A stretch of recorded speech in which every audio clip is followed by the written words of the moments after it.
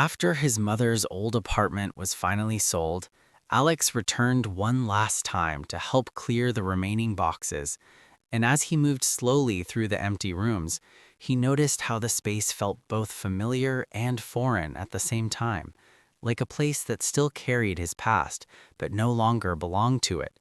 And this duality unsettled him because he realized that memory does not preserve reality, it preserves emotion. And what he remembered was not the exact shape of the furniture or the color of the walls, but the feeling of sitting at the kitchen table while his mother cooked, the sound of the radio in the mornings, the way light entered the room in the evenings. And as he opened drawers and closets, he found objects that once felt insignificant. Old notes, faded photographs, a broken watch, and each item triggered a memory that was less about the object itself and more about who he used to be when that object existed in his life. And this made him aware of how identity is layered across time, how every version of ourselves remains somewhere within us, even when we believe we have moved on. And standing in the middle of the empty living room, he felt a quiet grief. Not for the apartment, not even for his mother, but for the version of himself that only existed in that space. The child who believed time was infinite, who assumed people would remain, who had not yet learned that life is mostly composed of temporary arrangements disguised as permanence. And in this realization, Alex understood that letting go is not about forgetting. It is about accepting that memories will always feel more complete than the present because they carry emotional density without responsibility. And as he closed the door for the last time, he did not feel closure or resolution. He felt something more honest, a recognition that memory is not a place we return to, but a lens through which we reinterpret who we are becoming. And this awareness did not make the loss easier, but it made it meaningful, because it reminded him that the past does not disappear. It simply stops being physical and becomes internal, shaping the way we experience time, absence, and ourselves. As Alex carried the last box down the narrow staircase, he felt a strange resistance inside himself. Not physical, but emotional, as if some part of him was still moving at a slower pace, unwilling to fully accept that this chapter had ended. And this inner hesitation made him reflect on how endings rarely feel final in the moment they occur, because emotionally we continue to inhabit places long after they stop existing in reality. And he realized that much of his life had been shaped by environments he no longer remembered clearly. Schools, rooms, cities, relationships, each leaving behind not a visual record, but an emotional imprint that subtly influenced how he responded to new situations.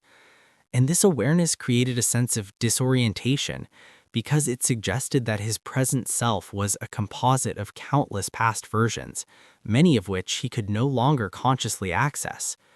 And yet they still shaped his reactions, his fears, his expectations. And as he stepped outside into the cold air holding the final box, he felt a quiet conflict between acceptance and attachment. Because while he intellectually understood that time moves forward, emotionally he remained suspended between what had been and what no longer could be. And in this suspended state, he sensed that memory does not function as a record of the past, but as a negotiation between loss and identity, between who we were and who we continue to become. And this realization made him aware that personal history is not something we carry as a story, but as a silent emotional structure that influences every new beginning, even when we believe we have left it behind. Later that evening, sitting alone in his own apartment, Alex noticed that the silence felt different than usual, heavier, more intentional, as if the absence of sound now carried emotional meaning. And he realized that throughout his life, silence had often been associated with anticipation, waiting, or possibility. But now it felt like presence itself had shifted, replaced by an awareness of distance, of time passing without witnesses. And this made him reflect on how many moments in his childhood were defined by shared routines, by predictable sounds, doors opening, dishes clinking, familiar voices in the background, and how these sensory patterns had created a subconscious sense of stability he had never questioned until it disappeared. And he understood that what he was mourning was not only a person or a place, but a form of emotional continuity, a version of life where time felt anchored by repetition and shared existence. And as he sat with this feeling, he became aware of how adulthood gradually replaces continuity with fragmentation.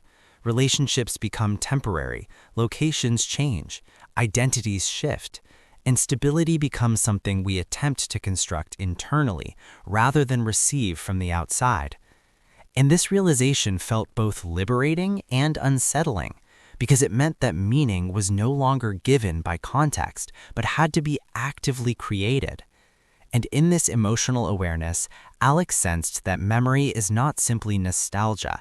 It is evidence of how deeply environments shape our sense of self, and how loss is often less about what disappears and more about what is no longer reflected back to us by the world around us. The next morning, Alex found himself opening old messages on his phone, not because he wanted to reread specific conversations, but because he was searching for emotional continuity, a confirmation that the past still existed somewhere outside his own memory. And as he scrolled through years of casual exchanges, forgotten jokes, and mundane updates, he realized how much of life disappears without ever becoming significant enough to be remembered intentionally. And this unsettled him, because it suggested that most experiences are not preserved through importance, but through emotional attachment, through the way certain moments resonate internally while others dissolve without leaving a trace. And he reflected on how his mother's apartment had functioned as an emotional archive, a place where time accumulated naturally, without effort, where memories were stored not as stories, but as sensations, smells, routines. And now that the physical space was gone, those memories felt more fragile, more abstract, as if they could slowly fade without external support. And this made him aware of how dependent memory is on environment, how places act as anchors for identity, stabilizing who we think we are by constantly reflecting our past back to us. And without those anchors, identity becomes more fluid, less certain, because it relies entirely on internal reconstruction rather than external presence. And in this awareness, Alex understood that adulthood is not only about gaining independence, but about losing the physical structures that once carried emotional weight for us, forcing us to become the sole custodians of our own history. And this responsibility felt heavier than he expected, because it meant that the past would now survive only as long as he actively remembered it, and that forgetting was no longer accidental, but inevitable. As days passed, Alex began to notice how easily his routines adjusted to the absence of the apartment, how quickly new patterns formed to replace the old ones. And this adaptability disturbed him, because it revealed how fragile emotional attachments can be when confronted with the momentum of daily life. And he realized that memory does not disappear dramatically, it dissolves quietly, replaced by new habits, new references, new emotional anchors. And this realization made him reflect on how people often fear change, yet unconsciously participate in it through constant adaptation, allowing significant experiences to become background noise. And he wondered how many parts of his past had already faded without his awareness. How many versions of himself had quietly disappeared because there was no longer a space, a person, or a ritual to sustain them.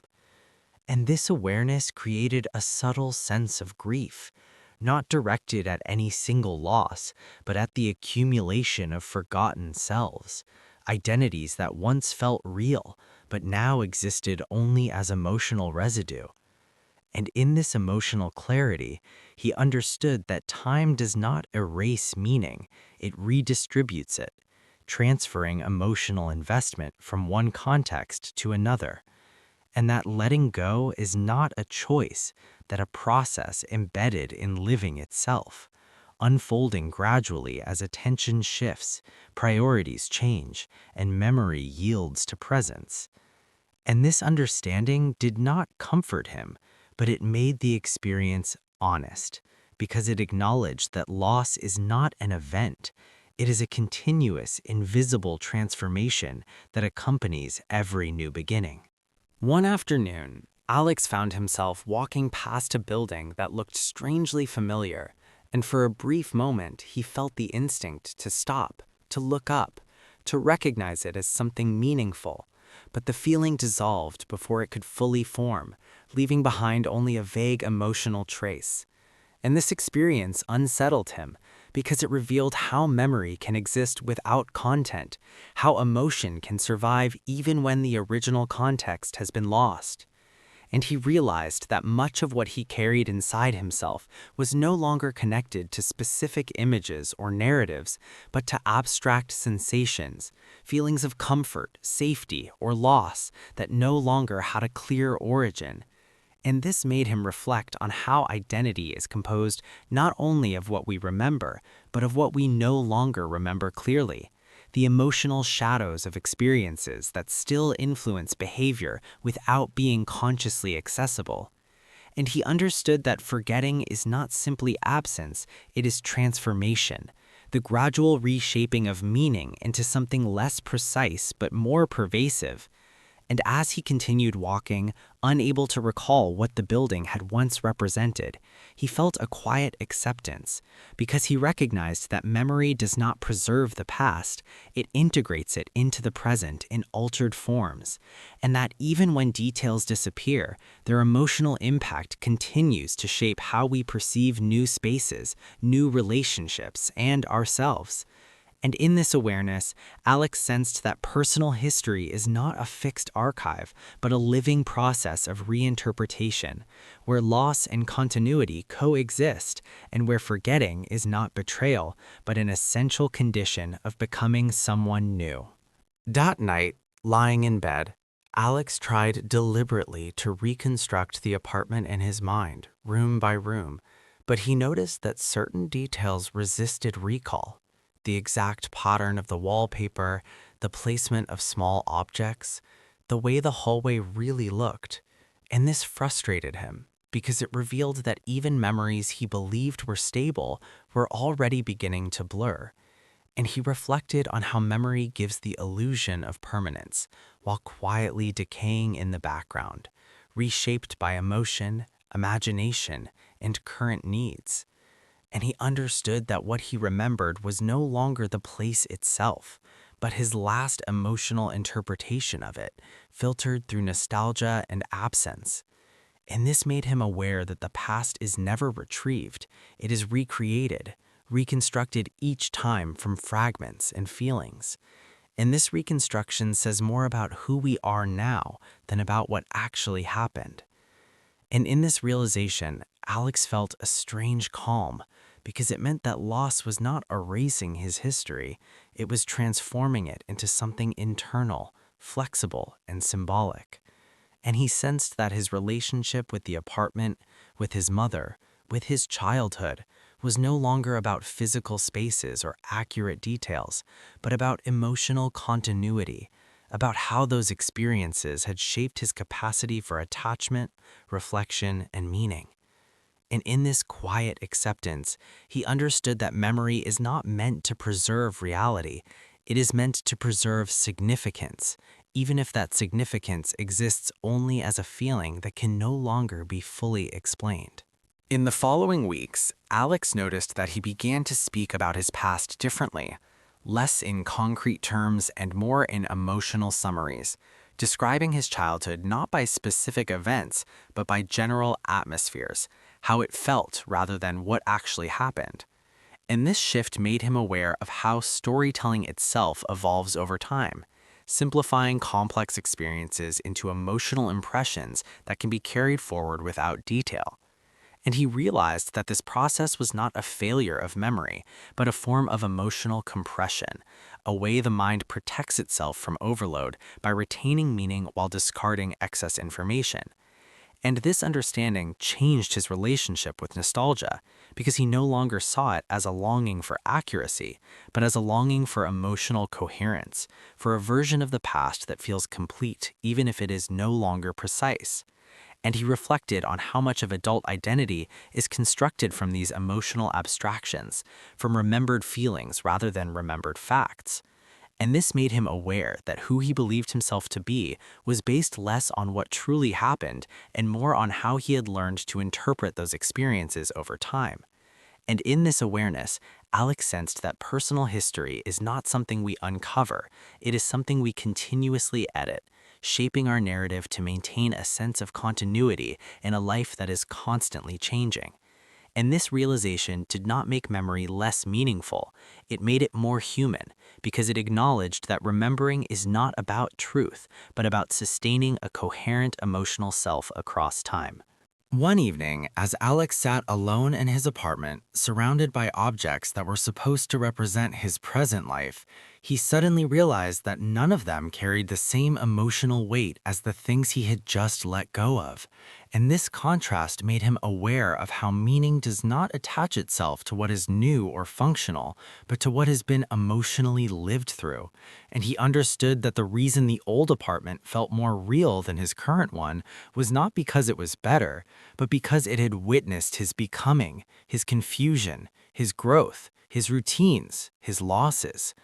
And standing in that silence, he accepted that memory is not something we preserve, it is something that preserves us, shaping our emotional structure even when the physical references disappear. And in this realization, he stopped trying to hold on to details, images, or exact narratives, because he recognized that what truly remains is not what happened, but how it changed the way we feel, the way we attach, the way we exist in time. And this acceptance did not erase the sadness, but it transformed it into something quieter and more stable, a sense that the past no longer needed to be protected or recovered because it had already become part of him, invisible but active, shaping his present without demanding to be remembered. And in this emotional resolution, Alex finally understood that letting go is not about losing, it is about allowing experiences to stop being places and start being parts of who we are.